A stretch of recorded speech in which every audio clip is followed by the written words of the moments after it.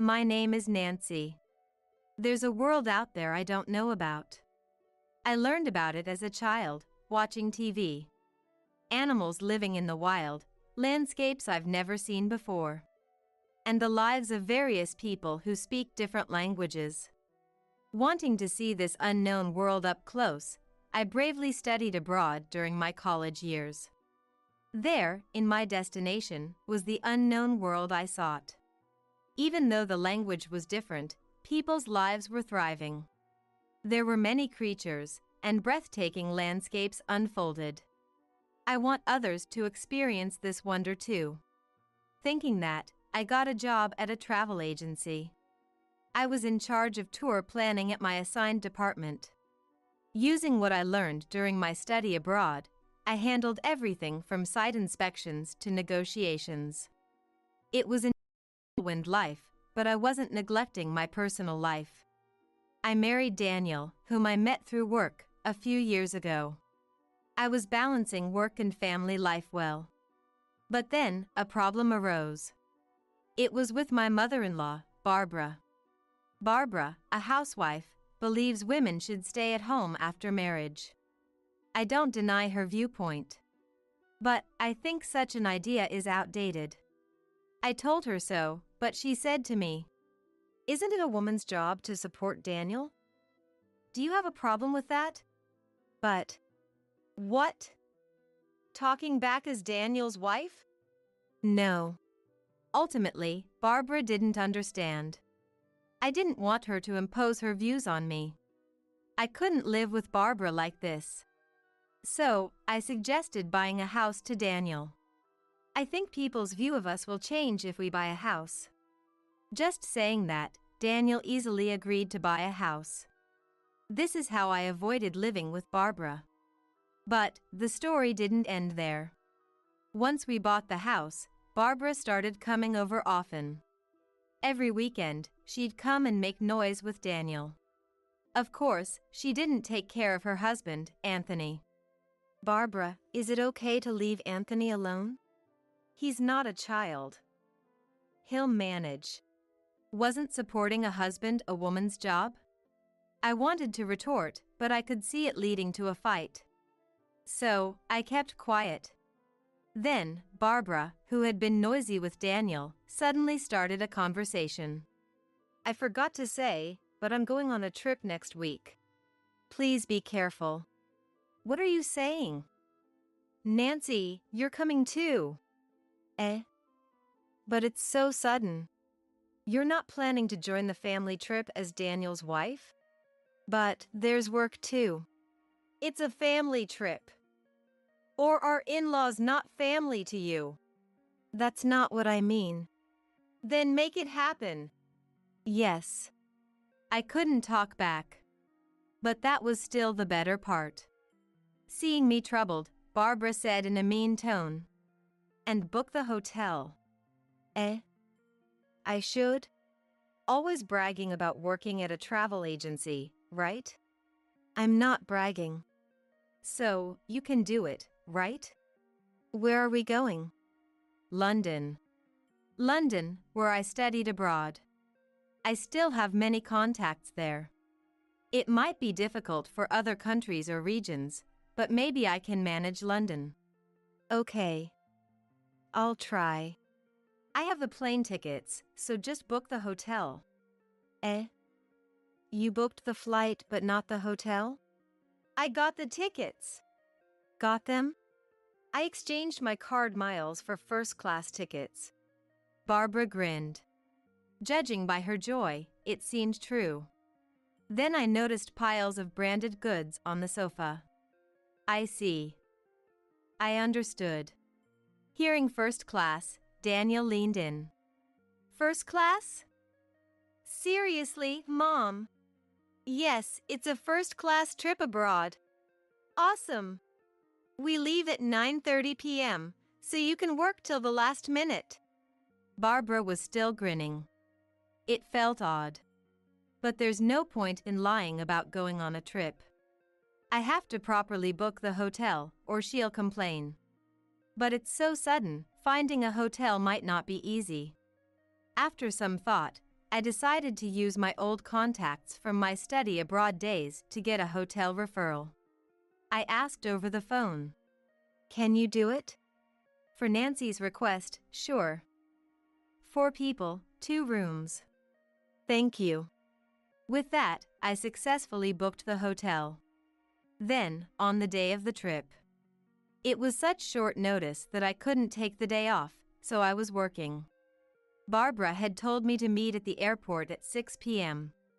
So, if I wrap up work soon, I can make it. That's what I thought when suddenly, Barbara called. "Hello? Barbara? Nancy? Are you done with work? I'm just leaving the office now. So, I'll be at the airport after 6 p.m. "Oh, that's too bad." "Huh? Well, we're actually leaving at 6 p.m. "Eh? No way?" I hurried back to my desk. I searched the flight schedule on my computer. London. London. I found the 9:30 p.m. flight I initially heard about. But there was also a flight leaving after 6 p.m. Could it be this after 6 p.m. flight? Yes. So, the family is going without you. If you leave me behind, what about Anthony? You're supposed to be sick. I was furious. How could she plan so thoroughly to leave me out? Unforgivable. But showing my frustration would be playing into Barbara's hands. I had to hide my feelings, even if it meant putting on a brave face. I clenched my teeth and said to Barbara, "I'm the one who booked the hotel." "So?" "Daniel knows the hotel name. You can't do anything now." I could hear Barbara laughing on the other end. Annoyed, I said, "Go without me then." "That's better. We don't need a useless wife like you." "Useless? What do you mean?" "Don't you know?" "What?" "You neglect housework for your job. Daniel is complaining." "True, I'm busy with work. But I've never slacked off on housework. Why would Daniel complain?" "Can I speak to Daniel?" "Sure." "Nancy wants to talk." Barbara's mocking voice was followed by Daniel's. "Hello? What's up, Nancy?" "Daniel? What do you mean you're complaining about me?" "Just that. You're always at work and neglecting me." "Neglect? I prepare meals, clean, do laundry." "But you think you're doing it all yourself, right?" "That's not true." "Shouldn't you respect me more, listen to me, do things for me?" "Ha! I know a wife who supports her husband is valued. It's convenient for the husband. But that's not all there is to a marriage. I never badmouth Daniel in public, always praising him. But not when it's just the two of us. But we need to speak our minds when alone. Otherwise, our relationship would fall apart. And I'd become nothing but a servant to Daniel. Yet he kept complaining to me. "So you think you can act all high and mighty because you earn more?" "Not at all. Anyway, that annoys me." "And you're leaving me behind for that?" "Yeah, consider it stress relief. I'll bring you a souvenir, so don't worry." That's not the point. Clearly, Daniel was taking me for granted. If that's how it is, I have my own plans. "Fine. Enjoy your trip." "Will do. Bye." Daniel sounded happy as he hung up. I was livid. I couldn't stand the self-centered Daniel and Barbara. "Enjoy your trip without me. But be prepared, even if you come back crying and apologizing, I won't forgive you." I rushed out of the office with my mobile phone. "Hey, hello. It's Nancy, are you free? I need to talk about that hotel booking." With the trip canceled, I had plenty of time. I'll settle everything now. I ran around with that determination. Then, the next evening, exhausted, I got home and right then, the phone rang. Hello? Nancy. What were you thinking? It was Barbara on the phone, sounding quite angry. I knew the reason but pretended not to. Barbara? Are you enjoying the trip? This is no time for that. We can't check into the hotel. Did you have a reservation? You made the reservation, didn't you? I canceled it because I wasn't going. Ha! What? Then where are we supposed to stay tonight? I don't know. Nancy. Barbara's angry voice came through. But she's in London. Her anger over the phone isn't scary at all. That's tough. Being abroad without a hotel, you never know what might happen. Eh? It's not the safest place, you know. Wait. Help me. Barbara sounded panicked. Then, a faint voice in the background. There's a canceled room. Anthony is negotiating for us to stay there. It was Daniel's voice. Is that true, Daniel? Looks like it'll be fine. See, Nancy? You heard that? Barbara's voice turned triumphant, as if her earlier tears were a lie. I heard you. Too bad for you, Nancy. Your plan didn't work. Well, the room was available because I canceled it. But this was all part of my plan. My real aim was something else. Glad there was a vacancy. Thought you'd be smug about canceling our hotel, didn't you? No, not really. Frustrated, aren't you? You can admit it if you're upset. I just canceled it because I wasn't going. Putting on a brave face. How pathetic. Typical of Daniel's useless wife. Barbara laughed loudly. Then, she went on bragging. About the amazing scenery, delicious food, and so on. Eventually, tired of listening, I quietly hung up the phone. She probably didn't even notice. I smiled a little at the thought. Anyway, just a few more days to endure. I braced myself and had dinner. A few days later, on my way back from a certain place. As I headed to the station, Barbara called again. Hello? What's up? Nancy! What's going on? Again? Not again. What's wrong with this hotel? What are you talking about? Barbara's story, in short. They stayed in the room I canceled, thanks to Anthony's negotiation. Anthony's negotiations were easily concluded. Barbara and her friends were to stay in an open room. They were supposed to stay for 4 days. And check out today. But there was a problem. They were billed £8,000 by the hotel. So, what's the issue? It's £2,000 per night, right? Huh. That's about $2,500 per night in dollars. Ridiculous. It's for 2 rooms, right? So, about $1,200 per room? You told Daniel it was $300 per room per night. Yes, I did. So it should be $600 for 2 rooms. Why is it 4 times more? I was astonished. They stayed without even checking the room rates. Well, I anticipated this, so I set it up accordingly. Anyway, Barbara, making a fuss on the phone, must be bothering others. I should calm her down. Hey, Nancy! You hear me, Nancy? Barbara, can you be a bit quieter? Why did you lie? She's good at accusing others without reflecting on herself. Exasperated, I began to explain to Barbara. The $300 rate was because I made the reservation. Huh? So, because it was last minute, I asked a friend who runs a hotel. A friend? Yours? Yes.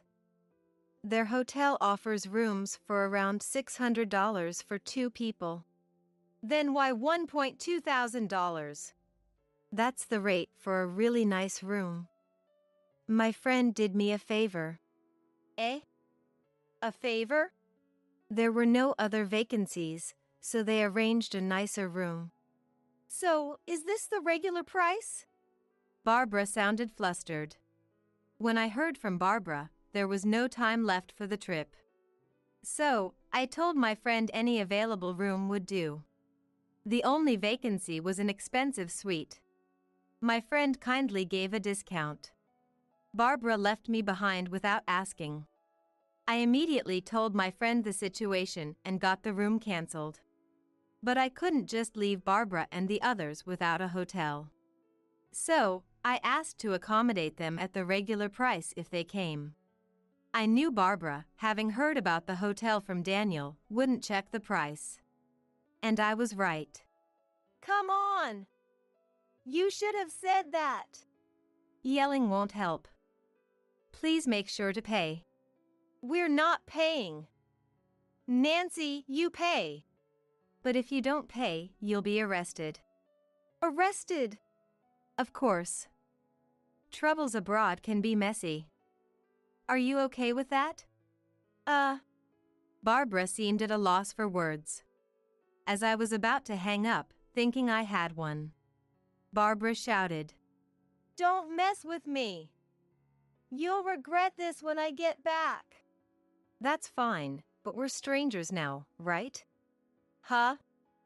Why? Well, you said it was a family trip. So, since I'm not there, I'm not family, right? That's different. Before she could finish, Anthony's voice came from the phone. What's all this yelling about? Be quiet, it's embarrassing. Anthony? Seizing the opportunity, I called out to him. He noticed and responded. Nancy? Are you okay? How's your cold? I never had a cold in the first place. What? Give me that. It seemed Anthony took the phone from Barbara. His voice grew louder. Nancy, can you explain everything? I can. Actually, I told him everything from the beginning. His voice gradually lowered. I see. So, that's why you didn't come. I'm sorry. I wanted to go. No, Nancy, you're not at fault. It's Barbara and Daniel. From afar. Eek! I heard a whimper. Barbara and Daniel seemed frightened by Anthony's anger. Realizing this, an idea came to me. Should I tell Anthony what Barbara has been doing? I thought so. So I turned to Anthony. Anthony, can I tell you something? What is it? Barbara comes to our house almost every weekend. I know that. And she throws away receipts at our place. There are piles of them. What receipts? For brand goods. It's fine to buy a lot, but please dispose of the receipts at your place. Barbara wasn't just being noisy at our house. She was secretly buying brand goods and disposing of the receipts at our place to hide it from Anthony, thinking she wouldn't get caught this way. Of course, I'm a witness, so it's pointless. But it seemed Anthony didn't know. That's interesting to hear. Also, please tell her to stop bad-mouthing you at our place. She talks about me too? Yes. She says you don't earn much. Daniel, too. Calls him a useless dad, I think. Anything else? Well, so I spilled all my pent-up frustrations to Anthony. Of course, some of it wasn't directly related to Anthony. But he listened silently. And at the end, he apologized to me. I'm sorry. Now I understand. Understand what? Why Barbara didn't want to use her card to pay for the hotel. Maybe. Probably because the cost was much higher than she expected, close to her credit limit. I'm sorry. That was Barbara's voice. Unforgivable. All your wasteful spending, Barbara, I want a divorce. Please, don't do that. Anthony's shouting was followed by Barbara's pitiful voice. He also yelled at Daniel. Daniel, why don't you defend your wife? Well, that's, Don't come to my house anymore. Reflect on this alone. Yes, sir. Daniel sounded unusually obedient. Probably he thought being banished from his parents' house wasn't a big deal. That's when I struck the final blow. So, Daniel, looks like you're going to live alone now. Eh? What do you mean? Suddenly, Daniel's voice got louder. He must have grabbed the phone. I moved my phone a bit away and told him the situation. Daniel, I want a divorce. Eh? Divorce? You're joking, right? No, I'm serious. I've already sold the house. You sold it? Why would you do that without telling me? That's our house. No, it's my house. But I was paying the mortgage too. No, you weren't. What do you mean? I was giving you part of my salary every month. That was for living expenses. A few $100s isn't enough for the mortgage. Daniel had been giving me a few $100s monthly. It helped with living expenses, but not enough for the mortgage. So, I paid it alone. The house was in my name. So there was no room for complaint. This incident made me decide to divorce Daniel. I sold the house, full of unpleasant memories of living with him. So, you'll be living alone. Wait. Think it over. No, it's decided. I'll contact you once I find a place. Then I'll send you the official notice. Official notice? Of course. I'll be claiming compensation in the divorce. Wait for me. Daniel was crying on the other end, but I didn't care. I hung up the phone. After that, Daniel and I divorced following discussions. Anthony actually divorced Barbara too. Barbara, due to her wasteful spending, didn't get any compensation in the divorce and was left on her own. I was just thrown out of the room. Daniel was nearly broke. Apparently having spent everything except the few $100s he gave me each month on frivolities. Now, he's living in a rundown apartment and commuting to work. But things might be better for Daniel than Barbara. With no house or money, and Daniel's place too small, Barbara had to take a live-in job. She's working hard from morning till night now. As for me, I'm doing great. Being single, I have more free time and can handle overseas negotiations. I've become a relied-upon figure at work, even hearing talks of a promotion to department head. Today, I'm busy flying around the world, planning new tour packages. Sarah's no good in the kitchen, right? She can't even serve a decent meal at home. The room's cold glares suddenly turned towards me. Seeing me like that, Kevin got even more carried away and started boasting loudly. Your cooking is terrible. What? You've eaten my cooking? Aren't all your meals at your lover's place? What? I raised my voice and publicly accused Kevin of cheating. It's not a lie. I have proof right here. I pointed to the documents Ronald was holding. My name is Sarah, I'm 35. I've always found the aggressive pushiness of men intimidating, almost scary, resulting in few romantic relationships and little experience with men. As I approached my 40s, my parents grew concerned and started suggesting introductions.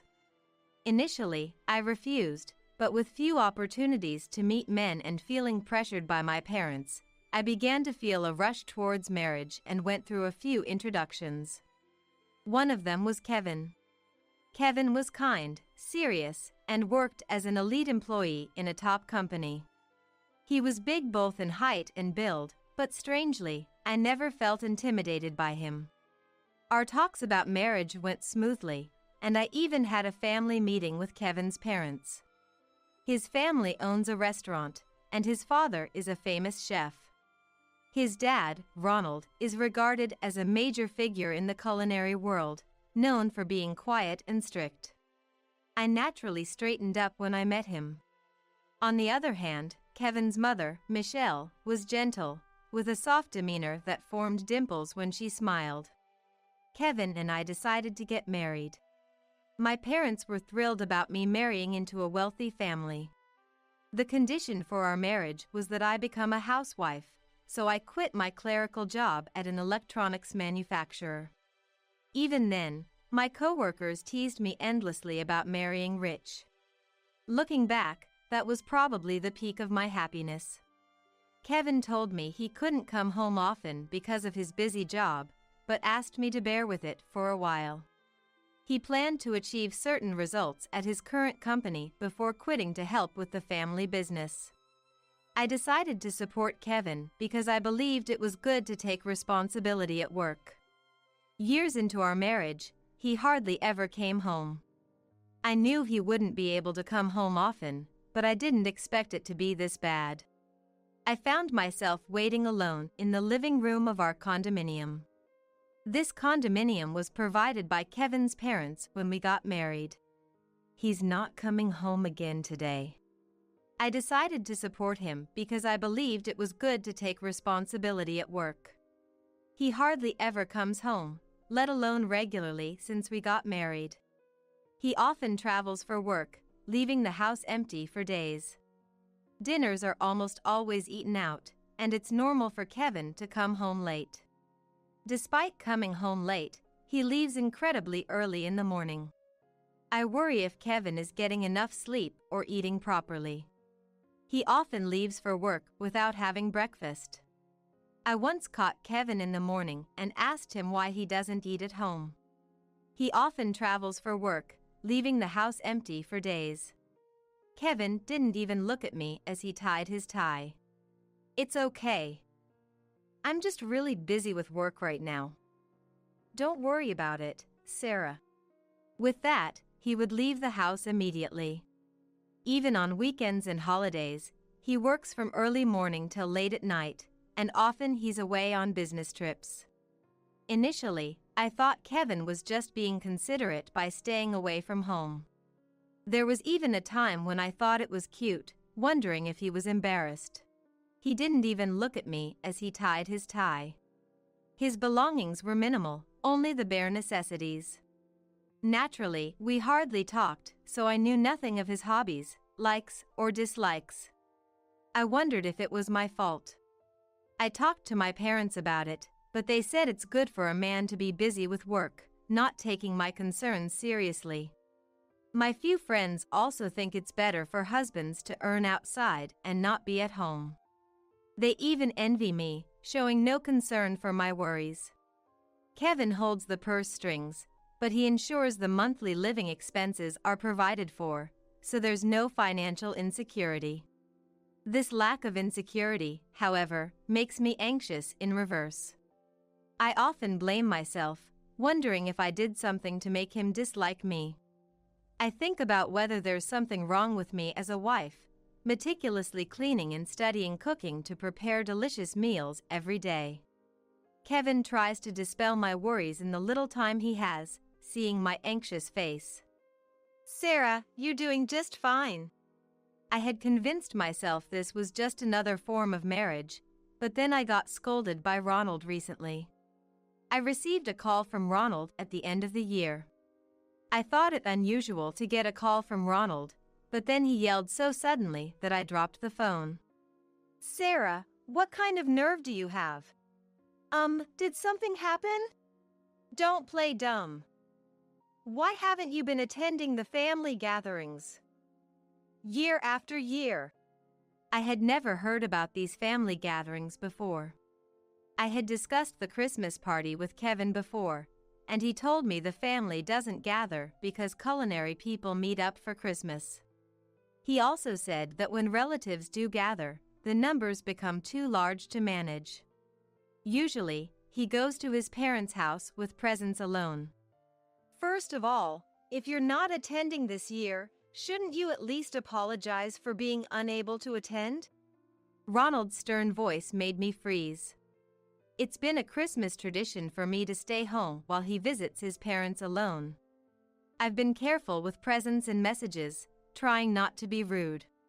I had suggested calling at least, but Kevin said Christmas is incredibly busy, and I thought that must be true for someone prominent in the culinary world. But I was also afraid of meeting the intimidating Ronald.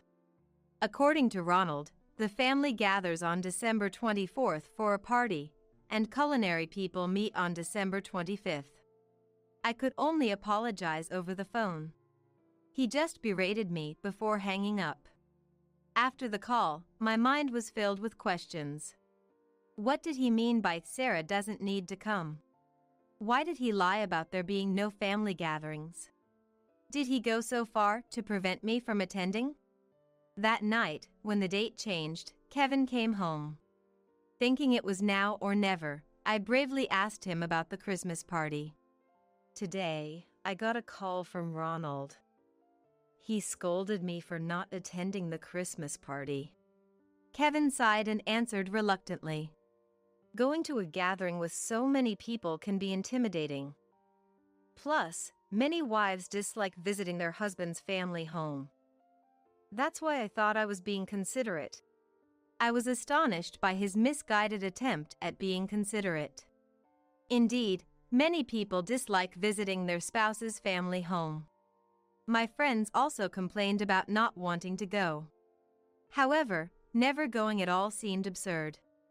Despite Kevin's reluctance, I insisted on attending the gathering. The Christmas party with Kevin's relatives was grand. A large number of relatives gathered, exchanging greetings. So you finally showed up. Your family, after all. It's only natural to show your face here. Ronald threw harsh words at me. Even after I explained that Kevin said there were no family gatherings, Ronald remained furious. You must have been avoiding us because you didn't want to meet. Overwhelmed by his anger, I gave up on arguing. The rest of the family also gave me cold looks. I supposed it couldn't be helped. I decided to endure it. What I couldn't bear, however, was Kevin's lack of support. Instead, he just quietly drank his alcohol. As everyone drank more, they started coming over to me to complain. Kevin's always saying he's never seen you do any housework. In my heart, I whispered, because Kevin hardly ever comes home. You probably always eat out because you rarely cook and it's not tasty when you do. The words coming from the relatives were all unfamiliar to me. What has Kevin been telling them? I couldn't understand why he was disparaging me. I'm sorry. I'll be more careful from now on. Faced with their harsh words, all I could do was stiffen up and apologize. I endured the painful situation, helping in the kitchen and serving drinks. After somehow finishing the greetings with the relatives and culinary professionals, I returned home exhausted. Kevin said he was going to work from his parents' house and left separately, just like when we arrived. Reflecting on it, everything seemed odd. In my heart, I whispered, because he hardly ever comes home. And why was he spreading that I'm a terrible wife who doesn't do housework? Is there a connection between him not coming home and these stories? Once I started worrying, I couldn't stop. Fortunately, I had plenty of time. I decided to follow Kevin's actions. Like detectives in movies often say, tailing. I followed Kevin early in the morning as he hurriedly left. Knowing his company, I had no trouble tailing him there. Feeling a bit like a detective excited me. It felt more fulfilling than spending the day doing nothing at home. I killed time in cafes and restaurants near his company, then followed Kevin when he went out. He returned to the company in the evening without any suspicious behavior. Continuing to watch from a cafe, Kevin left around 7 p.m. Perhaps he finished work unusually early today. If he went straight home, he would find out I had been out. I hurried home. Managing to get home before him, I rushed to prepare dinner and waited for him. However, he didn't return until after midnight. Feeling something was off, I decided to tail Kevin the next day too. Kevin's routine from morning to evening was the same: go to the company, leave for a bit, and return in the evening. The question was what happened after. Watching from a different restaurant, I saw him leaving the company around 6 p.m. Today, I decided to follow him directly. Instead of heading to the station to go home, he started walking in a different direction. I hesitated for a moment before continuing to follow. He walked towards a street with motels. Determined, I followed but eventually lost sight of him. As I was looking around, Kevin suddenly appeared in front of me. Both of us were surprised, staring at each other. He was the first to speak. Sarah, what are you doing here? I couldn't come up with a good excuse and stammered. To think you're here, what have you been doing all day? I was shocked. It was Kevin who should be under suspicion. Yet, I was the one being made to look suspicious. Anyway, go home. We'll talk there. Embarrassed to be scolded by him in such a place, I hurried home. When Kevin came home late at night, he confronted me with something outrageous. Thinking you're bored at home, you tail your husband? Why should I support someone like that? I tried to object, albeit weakly. I do take care of the house. Don't say you're doing housework just because you cleaned a bit. From now on, manage with $100 for living expenses. I was speechless. How was I supposed to live on $100? The utility bills will be deducted from my account. And you won't have to spend on my food. Kevin smirked maliciously. Then, at least let me work. Let me take a part-time job. Embarrassed to be scolded by him in such a place, I hurried home. No, work full-time like me. And don't slack off on the housework. Despite my objections, Kevin was adamant. Eventually, I had to return to my previous job at the electronics manufacturer to comply with his demands. I ended up doing all the housework while working. Suddenly, my life became incredibly busy. I couldn't play detective anymore, caught between work and housework. Since then, Kevin has been constantly finding fault with me, complaining about the housework. In the short time we see each other in the morning, he complains about dirty windows, dust in the entrance, or Uniron shirts before leaving. I have to do all these chores at night because I work too. As time went on, December arrived, and the Christmas party approached. Kevin, as usual, told me not to attend. You stay at home. You don't need to come to the gathering. Arguing seemed pointless, so I remained silent. He left with a memorable remark. I can't show someone like you in front of my relatives. It would be embarrassing. I was shocked by these harsh words. How could Kevin say such a thing? To say this to me, who works from morning till night and does all the housework. Anyway, I decided to attend the Christmas party without telling Kevin. And then, I had to make Ronald and Michelle understand the real him. I tightly gripped the thick envelope that had arrived earlier. On the day of the Christmas party, I went to Kevin's family home to participate. I took a deep breath and opened the door. Seeing me suddenly appear at the Christmas party, Kevin was surprised but, given the situation, could only glare at me without saying anything. The relatives' gaze towards me was as cold as ever. They whispered criticisms about me to each other. It was clear they were all being deceived by my husband. I didn't let it bother me. While enduring the cold stares, I stood in the kitchen, preparing and serving food and drinks.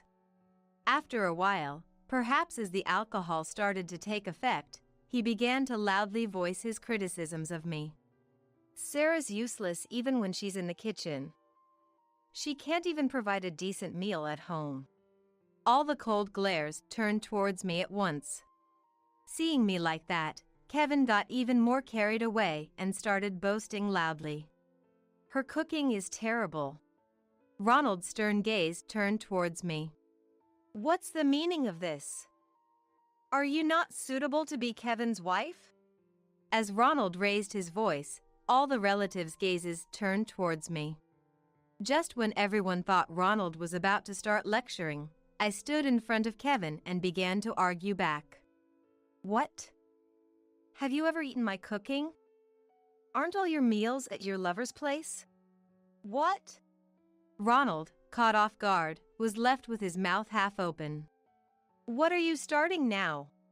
While everyone was in shock, only Kevin began to frantically make excuses.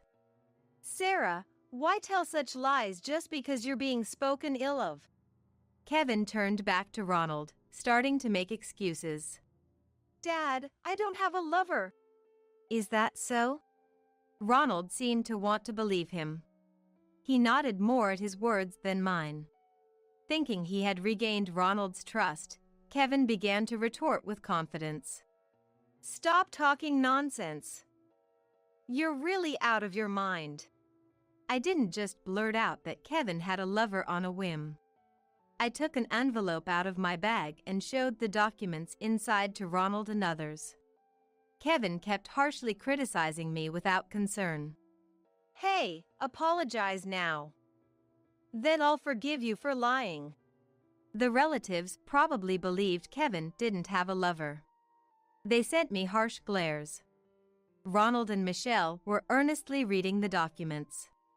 The documents I handed over were the results of an investigation into Kevin's cheating.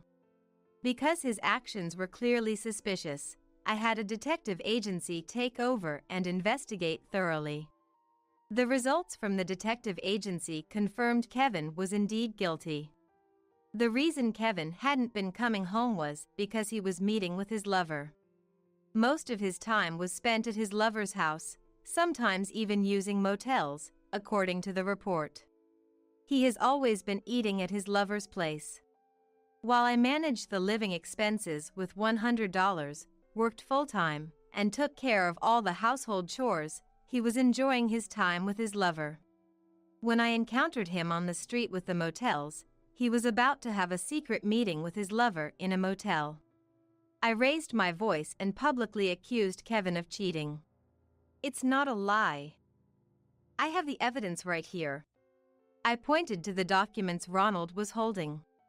The condominium Kevin enters isn't ours. Voices of skepticism rose from the relatives. Is that true, Kevin? What does this mean? Is it fabricated? Ronald and Michelle were poring over the documents as if trying to bore holes through them. Kevin, is this true? Kevin, with sweat on his forehead, desperately denied it. No, that can't be. I don't have a lover. Ronald and Michelle were engrossed in the photos. Photos of Kevin holding hands with an unfamiliar woman and entering an unfamiliar condominium. Photos of them choosing jewelry together in a jewelry store.